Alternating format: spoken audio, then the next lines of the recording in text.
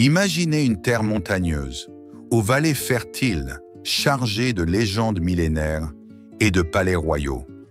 Un peuple façonné par le confucianisme, la poésie, l'honneur et la résilience. Imaginez ce même peuple, aujourd'hui séparé par des barbelés, des mines, des idéologies opposées. Cette réalité, c'est celle des deux Corées. La péninsule coréenne, autrefois unie et indivisible, est aujourd'hui coupée en deux par une frontière rigide. Au nord, la République populaire démocratique de Corée, plus connue sous le nom de Corée du Nord, un État replié sur lui-même, gouverné d'une main de fer. Au sud, la République de Corée, plus connue comme la Corée du Sud, dynamique, ouverte et technologiquement avancée. Deux nations, deux régimes, mais un seul peuple aux racines partagées. Comment une culture commune a-t-elle pu mener à une séparation si brutale? Quelles forces historiques, politiques et idéologiques ont provoqué cette fracture? Et surtout, peut-on un jour espérer une réunification ou cette division est-elle devenue irréversible? Dans cette vidéo, nous allons plonger ensemble dans l'histoire profonde et souvent méconnue de la Corée. Depuis ses origines unifiées sous les premiers royaumes jusqu'à la guerre fratricide qui a marqué le XXe siècle, nous verrons comment l'influence des grandes puissances, les ambitions politiques et les tragédies humaines ont façonné cette division. Nous évoquerons également les conséquences actuelles de cette rivalité.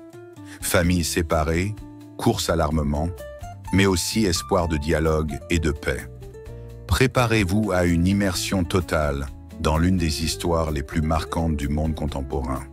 Une histoire de gloire, de douleur, de résistance et d'identité.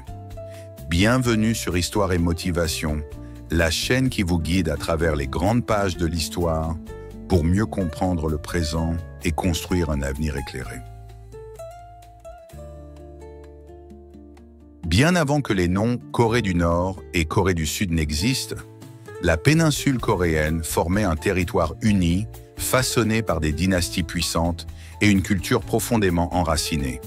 Le peuple coréen partage une langue, des croyances, des traditions et surtout une mémoire historique commune qui remonte à plusieurs millénaires.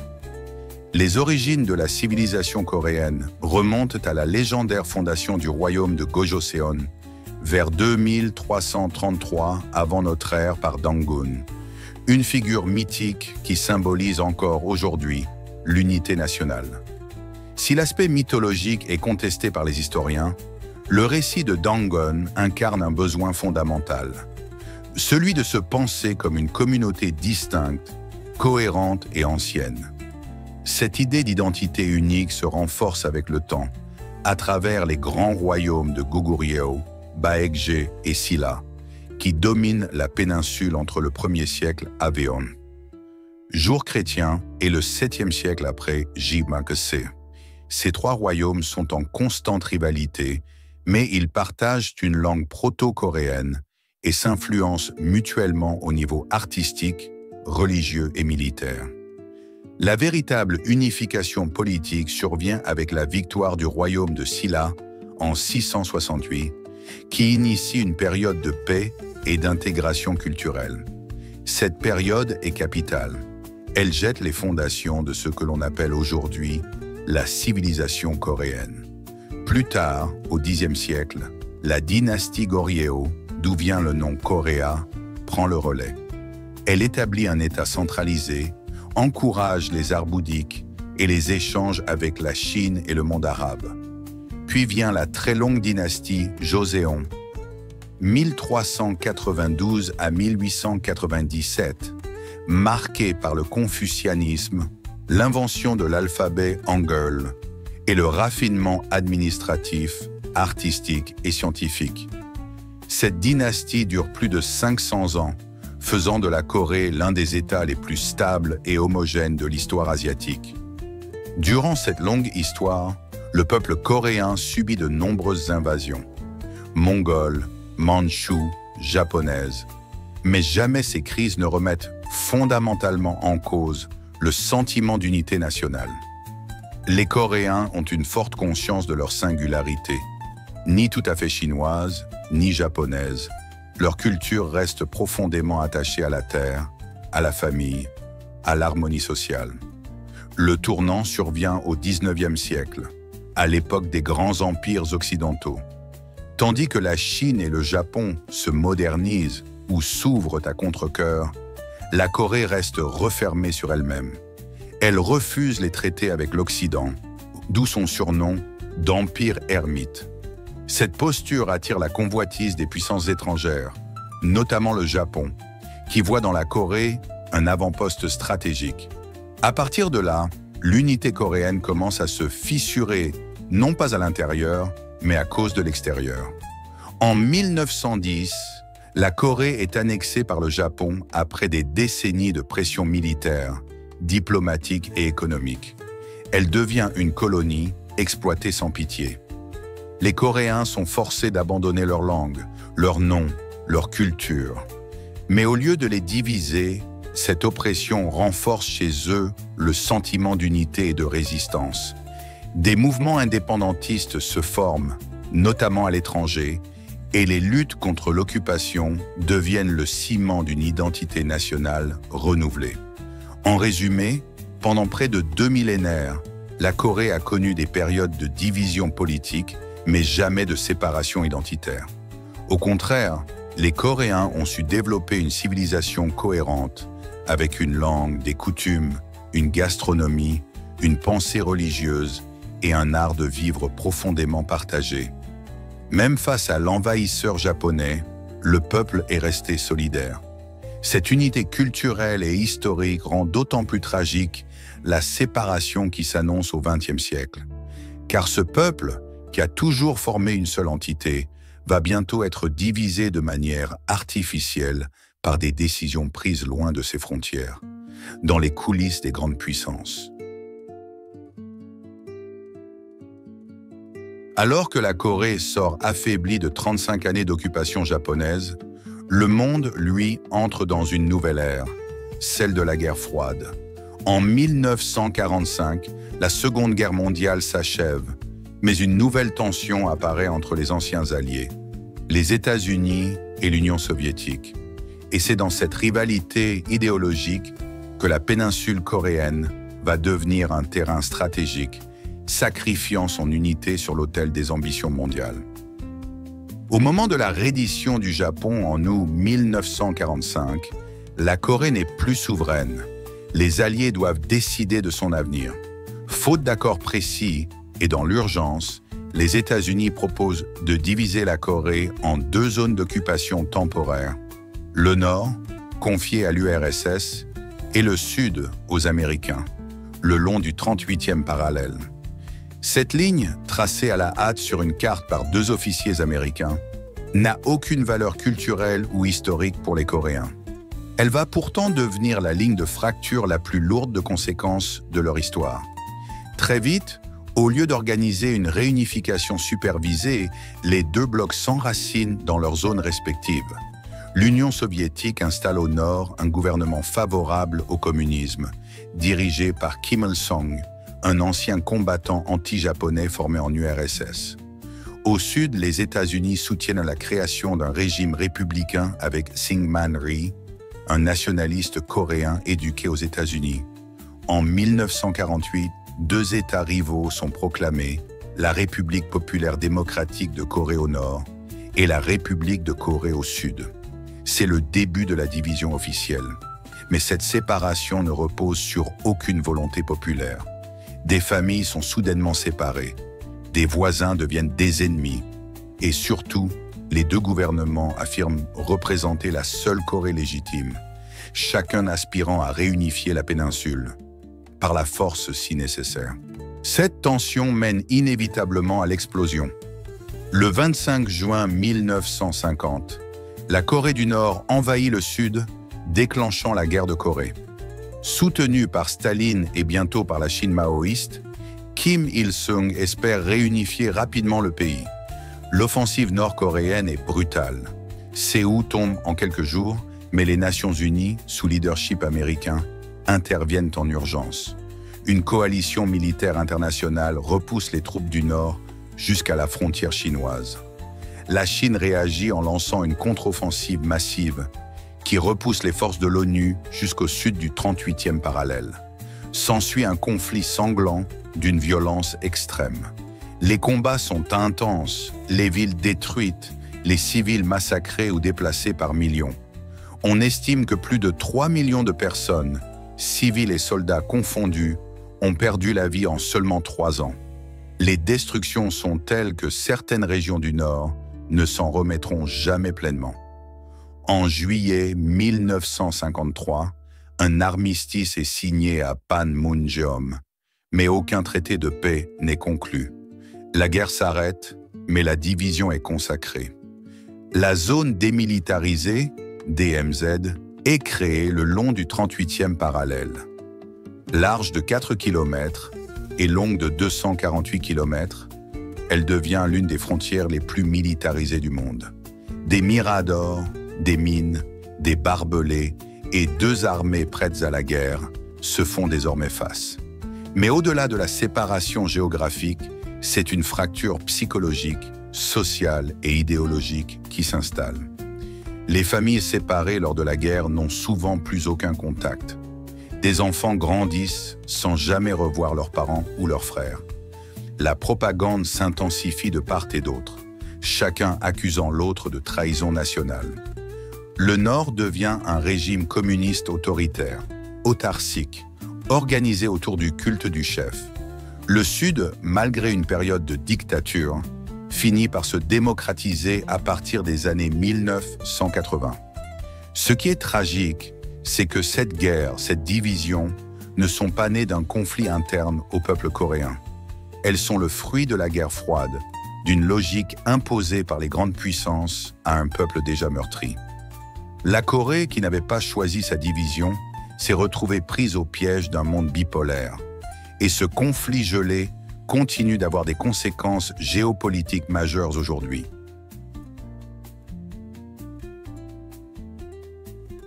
Depuis la fin de la guerre en 1953, la péninsule coréenne vit dans une paix fragile, suspendue à un armistice jamais transformé en traité de paix. Et pourtant, en 7 décennies, les 2 Corées ont évolué de façon radicalement différente. L'une s'est repliée dans l'isolement, l'autre s'est ouverte au monde. L'une est figée dans le culte d'une dynastie, l'autre incarne la modernité technologique. 2 modèles, 2 visions de société, mais au fond, une seule origine, un seul peuple. Au nord, la République populaire démocratique de Corée, dirigée par la dynastie des Kim, a mis en place un régime politique unique au monde. Fondé par Kim Il-sung, succédé par son fils Kim Jong-il, puis son petit-fils Kim Jong-un, le régime repose sur le juche, une idéologie d'autosuffisance totale. En pratique, cela signifie isolement économique, contrôle de l'information, surveillance de masse, culte de la personnalité et une économie planifiée centrée sur l'industrie militaire. L'État contrôle chaque aspect de la vie quotidienne. Les droits individuels sont quasi inexistants, les déplacements strictement limités et la propagande omniprésente. L'accès à Internet était réservé à une élite, et les citoyens grandissent dans un monde fermé, où la Corée du Sud est souvent présentée comme un pays vassal des États-Unis. Sur le plan économique, la Corée du Nord est fortement militarisée. Une part importante du budget est consacrée à l'armée, aux tests nucléaires et au développement de missiles balistiques. Cette posture belliqueuse est utilisée à des fins diplomatiques pour obtenir des concessions, notamment alimentaires ou économiques, de la part de la communauté internationale. Le pays vit sous sanctions et dépend largement de la Chine pour son commerce. Au sud, en revanche, la République de Corée a connu une transformation spectaculaire. Après une période de dictature militaire dans les années 1970 à 1980, le pays s'est démocratisé et a connu une croissance économique fulgurante. Aujourd'hui, la Corée du Sud est l'une des économies les plus avancées au monde, réputée pour ses innovations technologiques, Samsung, LG, Hyundai, sa culture populaire, la vague K-pop, les dramas, le cinéma sud-coréen. et sa diplomatie active. Séoul, sa capitale, est une métropole dynamique, cosmopolite et connectée. Mais cette réussite ne gomme pas les douleurs du passé. Car au sud aussi, les cicatrices de la division sont profondes. Des millions de familles ont été séparées, sans possibilité de contact depuis des décennies. Les tentatives de réunification ont été nombreuses, mais toutes fragiles. Dans les années 2000, sous la politique du rayon de soleil, des sommets intercoréens ont eu lieu. Des projets économiques communs, comme la zone industrielle de Kaesong, ont été lancés. Mais ces élans d'ouverture ont toujours été freinés par des crises, essais nucléaires du Nord, tensions militaires, changement de dirigeants au Sud ou intervention des États-Unis. Et pourtant, malgré la séparation politique, il subsiste une identité coréenne partagée. La langue reste quasi identique, même si certains mots ont évolué différemment de part et d'autre de la frontière. Les plats traditionnels, les vêtements, les fêtes, les contes populaires, tout cela unit encore les deux peuples. Lors de certains Jeux olympiques, les deux Corées ont défilé sous un même drapeau. Des campagnes de réunification sont régulièrement lancées par des associations civiles. Les anciens, ceux qui ont connu l'unité d'avant 1945, portent toujours en eux l'espoir d'un retour à une Corée unifiée. Mais cette réunification est de plus en plus hypothétique. Les écarts économiques sont colossaux. Le PIB sud-coréen est environ 50 fois supérieur à celui du Nord. Les systèmes politiques sont incompatibles. Une réunification poserait des défis immenses. Intégration, éducation, infrastructure, réconciliation. De plus, les jeunes générations, surtout au Sud, ont grandi dans une Corée prospère, globalisée, sans aucun contact avec le Nord. Pour beaucoup, la Corée du Nord est un pays étranger, voire inquiétant. Enfin, sur le plan international, la division coréenne est un enjeu stratégique mondial. La présence militaire américaine en Corée du Sud, les ambitions nucléaires du Nord, les intérêts chinois, russes et japonais dans la région, tout cela fait de la péninsule un baril de poudre potentiel. Une réunification changerait les équilibres régionaux et rares sont les puissances à vouloir vraiment la favoriser malgré les discours officiels. Ainsi, deux pays coexistent face à face, souvent dans la confrontation, parfois dans le dialogue, mais toujours séparés. Et pourtant, sous cette séparation artificielle, bat encore le cœur d'un même peuple. Un peuple qui, malgré 70 ans de division, continue de partager des racines, une langue, une mémoire, et peut-être, un jour, un destin commun. L'histoire des deux Corées est celle d'une unité brisée, d'une nation partagée sans son consentement. Pendant plus de 2 millénaires, les Coréens ont formé un seul peuple, une seule culture, une seule mémoire. La division née de la guerre froide, imposée par des puissances étrangères, a transformé cette unité en rivalité, cette fraternité en méfiance. Aujourd'hui, la Corée du Nord et la Corée du Sud incarnent deux mondes opposés, deux systèmes que tout semble séparer. Mais au-delà des murs, des missiles et des idéologies, demeure une vérité fondamentale. Ils partagent les mêmes racines. Derrière les slogans officiels et les frontières militarisées, des millions de cœurs coréens battent encore pour une même histoire, une même langue, et parfois, un même rêve. La réunification semble lointaine, complexe, voire irréaliste. Mais l'histoire nous enseigne que rien n'est figé. Comme le mur de Berlin est tombé, comme des peuples séparés ont su se retrouver, l'espoir demeure. Et tant que ce rêve existera dans le cœur des Coréens, il méritera d'être raconté, partagé, compris. Si tu veux continuer à explorer ces pages puissantes de l'histoire humaine, abonne-toi à Histoire et Motivation. Ici, on ne se contente pas de raconter le passé. On le vit, on le comprend et on en tire la force pour construire l'avenir. À bientôt pour une nouvelle immersion dans l'histoire du monde.